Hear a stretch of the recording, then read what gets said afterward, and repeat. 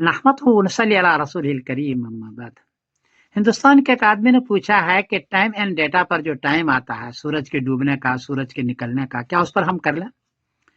جواباً عرض ہے کہ ویڈیو دے رہا ہوں جو 6 جنوری 2024 کو مکہ مکرمہ میں 5:53 پر سورج کے ڈوبنے کا ٹائم لکھا ہوا تھا. لوگوں نے اسی پر اذان دے دی، لیکن آپ دیکھ رہے ہیں کہ ابھی تک سورج ڈوبا نہیں ہے، سورج ابھی نکلا ہوا ہے. اس کا مطلب یہ کہ 5 منٹ کا احتیاط آپ کو ضروری ہے.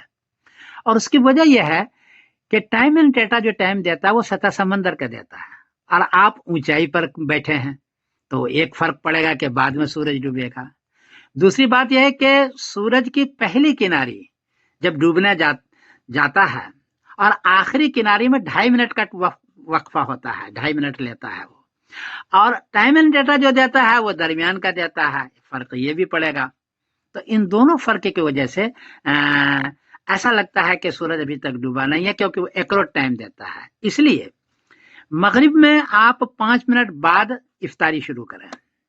عشاء کا جو ٹائم دیا ہوا ہے اس میں 5 منٹ بعد عشاء آپ شروع کریں، اور صبح صادق کا جو ٹائم دیا ہوا ہے اس میں 5 منٹ پہلے سحری آپ بند کر لیں. یہ احتیاط کا ذکر ہے. 10 منٹ دینا ذرا بہت ہی لمبا ہو جائے گا، لوگوں کو تنگ کرنا ہوگا. اتنا نہیں کریں بلکہ یہ کرے جو دکھ رہا ہو. تو آپ اس کو دیکھیں. میں سمیر الدین قاسمی بول رہا ہوں، Manchester England.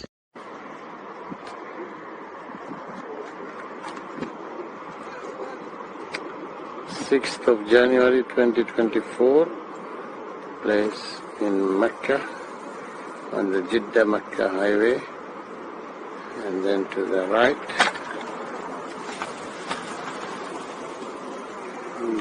the sun at the moment is at 0.2 of a degree.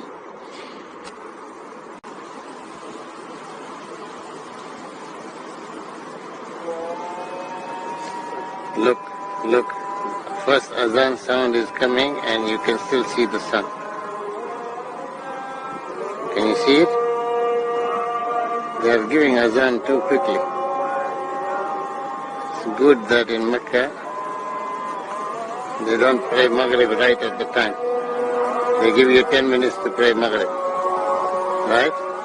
In the mosques. But look, it's still there is some shade. Can you see it? The sun is still out. At the corner.